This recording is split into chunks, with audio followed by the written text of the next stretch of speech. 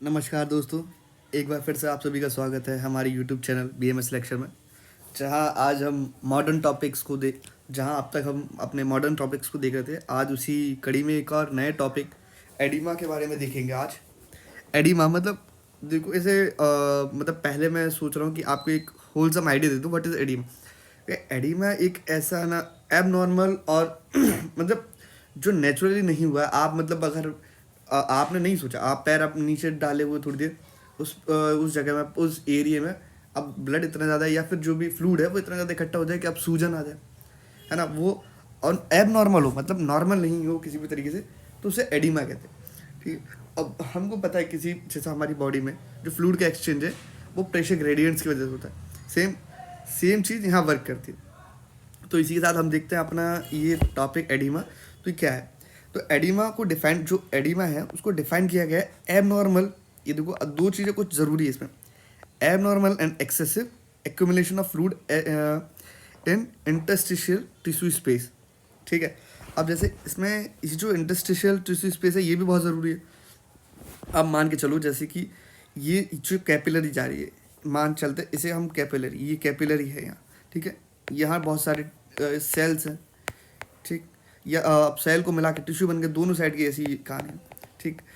अब ये क्या है, जैसे यहाँ से आर्टीरियल ब्लड आया, यहाँ से हार्ट ने ब्लड पंप किया तो ये आर्टीरियल ब्लड आया यहाँ। ठीक है। जब ये आर्टीरियल ब्लड यहाँ आया, हमारी बॉडी में इन हिस्सों में ज़रूरत है, क्या कहते हैं, देखो जो ये जो एक्सचेंज होता है फ्लूइड का, वो इसलिए होता है क्योंकि उस एरिया, किसी भी एरिया को through out the body nourishment and all सारी चीज़ें प्रोवाइड हो सके। ठीक है। तो ये आया, ये यहाँ प्रोवाइड करना चाहा इसने। ठीक है।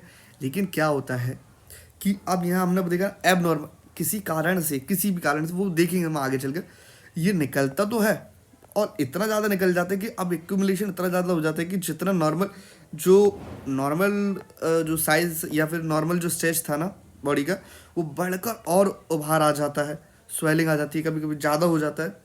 यही सब है एडिमा। ठीक है।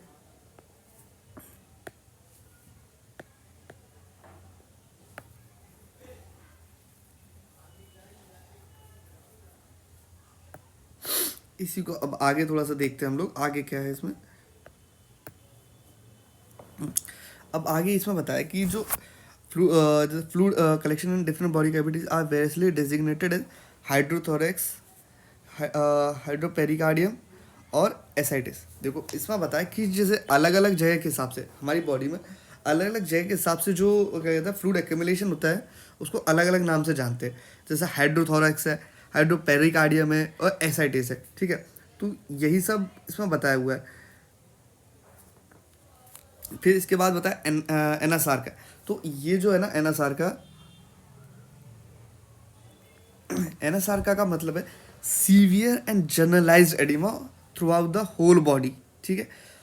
देखो जो हमारी सबक्यूटेनियस स्किन है, उसमें जाके ये एक्यूमुलेशन होता है। ठीक है, फ्लूइड का, और वो भी सीवियर लेवल पर और जनरलाइज होता है, यानी थ्रू आउट द बॉडी होता है। ये बहुत ज़रूरी बात है इसमें। ठीक है। अब अगला जो है इसमें इसमें देखो एक्सप्लेन, मैं जो अभी आपको होल एंड ऑल बता रहा था वो यही है। देखो दो चीज़ होती है आपको इसमें। देखो जैसे मान लो यहाँ से हार्ट ने ब्लड पंप किया तो ये यहाँ आया, अब बॉडी के इस एरिया में ब्लड फ्लूइड का एक्सचेंज होना था। अब यहाँ काम करते हैं प्रेशर्स। कैसे काम करते हैं आपको देखो सबसे पहले हम ऐसा मान के चलते हैं, ये एक हमारे पास एक पाइप थी या स्ट्रॉ कह लो इसको, ये स्ट्रॉ है। यहाँ से आप किसी भी चीज़ से इसको बंद कर लो। ठीक है। और दूसरा यहाँ वाटर भर दो। यहाँ हमने वाटर भर दिया, वाटर आया यहाँ तक आया। अब लेकिन यहाँ बंद होने की वजह से यहाँ पड़ रहा हो, आपको पता है ना, इस दीवार पर प्रेशर पड़ रहा होगा बहुत सारा। तो लेकिन अगर अब मैं यहाँ इस जगह पे एक होल कर दूँ, इस जगह पे एक होल कर दूँ, तो ये आउटवर्ड फोर्स के कारण ब्लड बाहर भगेगा या फ्लूइड बाहर आएगा, ब्लड नहीं फ्लूइड बाहर आएगा। तो वो यही चीज़ इसमें बताई। इसी को ये जो मैंने आपको एक्सप्लेन किया, इसी को बोलते हैं हाइड्रोस्टैटिक प्रेशर। ठीक है। तो जो हाइड्रोस्टैटिक प्रेशर है उसी के कारण आर्टीरियल ब्लड जो है वो इंटरस्टिशियल स्पेस में निकलता है। ठीक। अब आप इतना समझ गए। यहाँ ऑब्वियसली ये बिल्कुल सही बात है, प्रेशर ग्रेडियंट्स का भी बहुत महत्व होता है। आप ये वैल्यूज़ वगैरह से, ये वैल्यूज़ वगैरह की वजह से इतना घबराइए। ये वैल्यूज़ वगैरह सब ठीक है, ज़रूरी है, अच्छी है, लेकिन इनको देख के इतना टेंशन मतलब कि यार यही सब कुछ है। आप इनको बस याद भी कर लो तो भी चल जाए, लेकिन मेन है कि आपको ना मेन चीज़ पता होनी चाहिए। ठीक, अब यहाँ के बाद फिर देखते हैं आगे।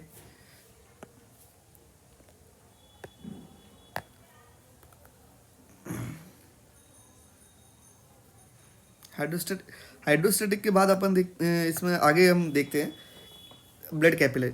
अब देखो जो ब्लड कैपिलरी इसमें बताया, इस यहाँ है ना जो इनवर्ड प्रेशर या आउटवर्ड प्रेशर है या फिर जो नेट फिल्ट्रेशन है ना, वो कुल मिलाकर ज़ीरो होगी।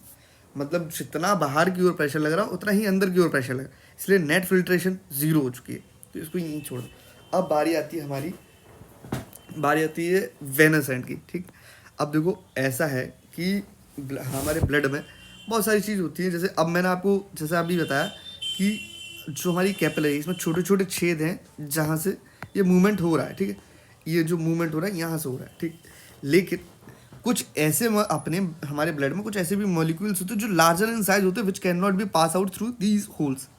ठीक है, तो ऐसे जैसे कि एग्जाम्पल के तौर पर बात करें प्रोटीन्स। अब आप देखो एक चीज़ देखो, ऑलरेडी वो इसमें है तो प्रेशर अच्छा खासा बना हुआ है, यहाँ से थोड़ा फ्लूइड भी निकल गया तो इनका थोड़ा सा प्रेशर और बढ़ गया। आप मान इतना मान, तो जो ये टोटल प्रेशर इनका यहाँ है, इनका जो टोटल प्रेशर है वो यहाँ इतना बढ़ गया है। ठीक है, इतना बढ़ गया है कि वो जो एक्सटर्नल जो इंटरस्टिशियल स्पेस है उससे कहीं कहीं ज़्यादा हो गया है। ठीक, तो आपने देखो, और इसमें फिर क्या होता है, आपने नॉर्मली क्या सुना होगा, ऑस्मोसिस। ऑस्मोसिस, ऑस्मोसिस में क्या होता है, जो कोई भी वाटर हो कुछ भी हो, वो higher gradient to lower gradient move करता है। ठीक है, अब चूंकि प्रेशर यहाँ बहुत ज़्यादा है तो वाटर, अब क्या पता है स्वाभाविक रूप से वाटर क्या करेगा, वाटर यहाँ से अंदर की ओर एब्जॉर्ब होना चालू हो जाएगा। ठीक है, या मूव करना चालू कर देगा। इसी तरीके से यहाँ होता है रीएब्जॉर्प्शन। ये 3 प्रोसेस होती है, यहीं से पूरा हमारे नॉर्मल बॉडी का फ्लूइड एक्सचेंज चलता रहता है। ठीक है, अब देखो ये सारे काम तो नॉर्मली थे, लेकिन कुछ ही कारणों से, कुछ कारणों से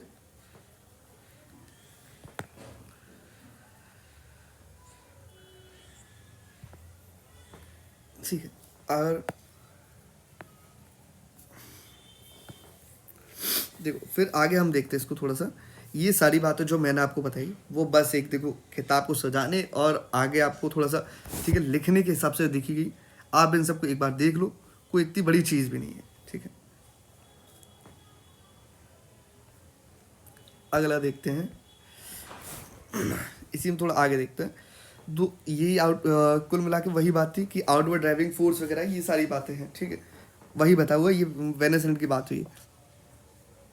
अब देखो कि आगे क्या होता है इसमें कि any excessive interstitial fluid is remove by lymphatic and ultimately return to the blood stream by thoracic duct. अब इसमें वो बात देखो, ऐसा है कि ये ब्लड एक्सचेंज हुआ पूरी तरीके से। ठीक है, लेकिन किसी भी कारण से वो वहीं रह गया, तो वो बाद में जितना भी एक्सेसिव ब्लड होगा वो जितना भी इंटरस्टिशियल फ्लूइड इकट्ठा हुआ है वो सारा लिम्फेटिक सिस्टम के थ्रू दोबारा थोरेसिक डक्ट में डाल दिया जाएगा।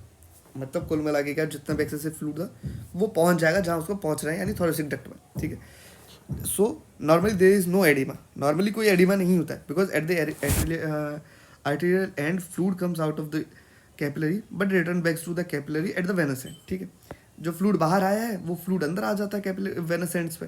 ठीक है, इसीलिए कोई एडिमा जनरली नहीं होता, नॉर्मली नहीं होता। लेकिन अब देखो पैथोजेनेसिस क्या है एडिमा की, what are the pathogenesis, reasons क्या है एडिमा होने के। ठीक है, या फिर हिंदी में बोलो तो निदान क्या। तो इसमें सबसे पहले बोला है कि इंक्रीज्ड आउटवर्ड हाइड्रोस्टेटिक फोर्स। ठीक है, यानी जब हम आर्टरियल एंड पर बात कर रहे थे तो वो जो मूवमेंट था, ये जो मूवमेंट है ये इतना ज़्यादा बढ़ जाए, ये इतना ज़्यादा बढ़ जाए कि जो दोबारा जो यहाँ रीअब्जॉर्प्शन हो रहा है उससे कई गुना ज़्यादा बढ़ जाए कि वो इसको वो कंपनसेट कर ही ना पाए।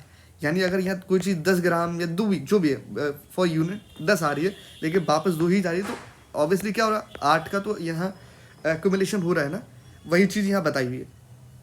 ठीक है, ये पहला रीज़न। दूसरा रीज़न, अब देखो ऐसा हुआ कि हमारा जो आउटवर्ड फोर्स था वो तो सही जा रहा, बिल्कुल जितने रेट पर उसको जाना था, लेकिन अब जो इनवर्ड फोर्स है या फिर जो ऑस्मोटिक प्रेशर की प्रॉब्लम वो है वो घट जाए, ठीक है। यानी जो डिक्रीज इनवर्ड फोर्स है, यार बाहर देखो, अब हम मान के चलते हैं बाहर तो जो उनको 2 निकल रहा था, बाहर 2 ही निकले, कोई इशू नहीं। अब अंदर आना भी तो था 2 को, लेकिन किसी भी कारण से वो इनवर्ड फोर्स है वो डिस्टर्ब हो गया, इस वजह से होने लगता है, ठीक है। तीसरा तीसरा defective removal of interstitial fluid by lymphatics. जैसा कि अभी रिसेंटली हमने देखा है कि any excessive interstitial fluid is remove by lymphatics. अब वो डिफेक्टिव हो जाए, यानी वो सही से काम ना करे, तो इस वजह से भी एडिमा होगा। और चौथा क्या, इंक्रीज वेस्कुलर परमेबिलिटी, ठीक है। जैसे कि हमारा जो फ्लूइड एक्सचेंज वाला जो फ्लूइड का अल्ट्रेशन है ना, फ्लूइड प्रेशर्स का अल्ट्रेशन वो नहीं वो हो ही ना, और एकदम ऐसा सारा जो वेस्कुलर परमेबिलिटी इतनी बढ़ जाए कि सारा फ्लूइड जल्दी से जल्दी बाहर निकलने लगे, है ना। उससे भी जैसे कि अभी मैं बता रहा था कि आपको बड़े बड़े जो लार्ज पार्टिकल्स होते हैं वो भी बाहर निकलने लग जाए, ठीक है। और फिर जो सोडियम वाटर रिटेंशन, पांचवा और लास्ट है सोडियम वाटर रिटेंशन। इन सब की वजह से हम लोगों को जनरली एडिमा होता है, ठीक है। जैसे कि excessive sodium and water retention cause expansion of plasma volume, ठीक है। ये प्लाज्मा वॉल्यूम का एक्सपेंशन कर देते and increase the hydrostatic pressure, यानी हाइड्रोस्टैटिक प्रेशर को बढ़ाते हैं, जिस वजह से आउटवर्ड देखो यहाँ मैंने बताया था ना आपको क्या होगा, ये यहाँ से हाइड्रोस्टैटिक प्रेशर लग गया, और तो क्या होगा, ये वाला प्रेशर बढ़ जाए, यानी हाइड्रोस्टैटिक प्रेशर बढ़ जाए, इसका मतलब यहाँ एक्यूमुलेशन ज़्यादा होने लगेगा, यही इसमें बताया, ठीक है। And the dilution of the plasma decreases the osmotic pressure, और जो डाइल्यूशन हो जाता है प्लाज्मा का, ठीक, वो ऑस्मोटिक प्रेशर को घटा देता है, ठीक। इस तरीके से हमारा ये आज का टॉपिक एडिमा समाप्त होता है। मैं आशा करता हूँ मैंने पूरी तरीके से आपको समझाने की कोशिश करी। हो सकता है कुछ इसमें मिस हो गया हो सकता है कुछ छूट गया हो, तो प्लीज़ आप कमेंट बॉक्स में बताइए, और मेरे पढ़ाने का तरीका आपको सही लगा या नहीं लगा, आप प्लीज़ एक बार कमेंट बॉक्स में आकर अपने व्यूज़ शेयर करें। प्लीज़ वीडियो को लाइक करें, शेयर करें और चैनल को सब्सक्राइब करें। आपका ये एक छोटा सा काम हमें काफ़ी हेल्प करेगा, प्लीज़। तो आप ज़रूर से नए लोगों को शेयर कीजिएगा और चैनल को सब्सक्राइब कीजिएगा। धन्यवाद। मिलते हैं आपसे अगली वीडियो में, तब तक के लिए नमस्कार।